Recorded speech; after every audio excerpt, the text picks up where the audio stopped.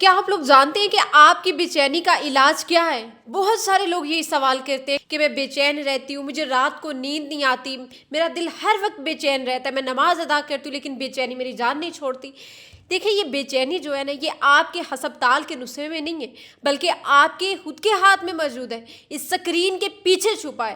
دیکھیں، ہم ایک ایسی دوڑ میں شامل ہو چکے ہیں جہاں منزل کسی کو معلوم تو نہیں ہے، لیکن تھکن ہر ایک کے چہرے پر ہے۔ دوسروں کی نمائش کو دیکھ کر اپنے نصیب کو کوسنا، یہ زندگی نہیں ہے، یہ اصل روح کا قتل ہے۔ آج ہم بات کریں گے اس خاموش قاتل کی جسے دنیا انوی کہتی ہے، اور ہم اس کا حل تلاش کریں گے جو صدیوں پہلے ہمارے نبی کریم صلی اللہ علیہ وآلہ وسلم نے ہمیں عطا فرمایا۔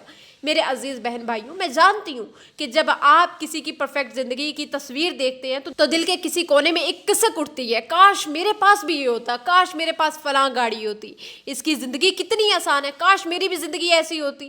یہ احساس آپ کو تنہا کر دیتا ہے۔ آپ نہ بھی سوچیں، لیکن جب آپ کسی کا ولاگ دیکھتے ہیں، کسی کی کوئی ویڈیو دیکھتے ہیں جہاں وہ اپنا شوق آف کر رہا ہے، تو آپ کو بے چینی ہوتی ہے۔ لیکن یاد رکھیے گا، جو چیز آپ دیکھ رہے ہوتے ہیں وہ اصل میں حقیقت نہیں ہے۔ ہم دوسروں کے مصلحت برے لمحات کا موازنہ اپنی پوری زندگی سے کر کے رکھ دیتے ہیں۔ یہ عدم توازن ہی ہماری زندگی تھکن کی جڑ ہے۔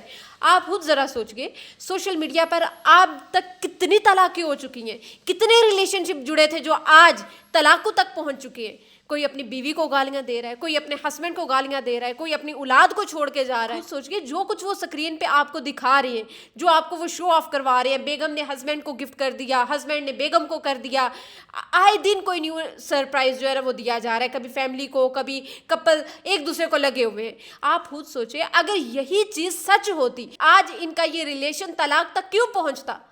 آپ ایویں خود کو ہلکان کیے جا رہے ہیں، آپ خود کو تھکائی جا رہے ہیں۔ بھئی اللہ کا شکر ادا کریں، جو بھی آپ کو اللہ نے دیا ہے یہ برکتیں اور رحمتیں ہیں۔ جو آپ مہینوں سے، ہفتوں سے، دنوں سے آپ ڈاکٹر کے پاس نہیں گئے، آپ کی صحت اچھی ہے، اللہ کا شکر ادا کریں۔ بھئی ان سے پوچھیں جن کے پاس دانت نہیں ہے، آپ کے پاس تو دانت ہے، آپ کے پاس جوان نہیں ہے، اللہ کا شکر ادا کریں، گلہ شکوہ نہ کریں اللہ سے دوسروں کی زندگیوں کو دیکھ کر۔ اب سوال پتہ ہے کیا آتا ہے؟ وائی؟ آخر کیوں ہم اس دلدل میں گرتے جا رہے ہیں؟ اس کی سب سے بڑی وجہ پتہ ہے کیا ہے؟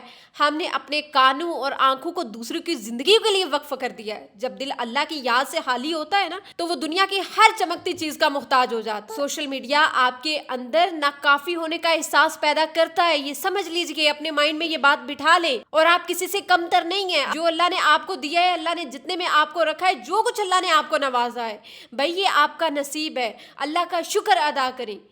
جو کچھ آپ سوشل میڈیا پہ دیکھ رہے ہیں یہ حقیقت نہیں ہے، اس سکرین کے پیچھے چھپے بہت ساری حقیقتیں ہیں جو آپ نہیں جانتے۔ قرآن پاک میں اللہ رب العزت کا ارشاد ہے، اور اپنی آنکھیں اس دنیاوی ٹھاٹ باٹ کی طرف نہ اٹھاؤ جو ہم نے ان میں سے مختلف لوگوں کو صرف آزمائش کے لیے دے رکھی ہیں۔ سوشل کمپیریزن تھیوری نفسیاتی طور پر بھی اسے کہا جاتا ہے۔ اس کا حل صرف 3 چیزوں میں ہے۔ شکر، اپنی نعمتوں کی لسٹ بنائیں جو آپ کو بن مانگے ملی ہیں، سانس، صحت، ایمان، والدین، جو کچھ بھی ہے۔ بہن بھائی اللہ کا شکر ادا کریں۔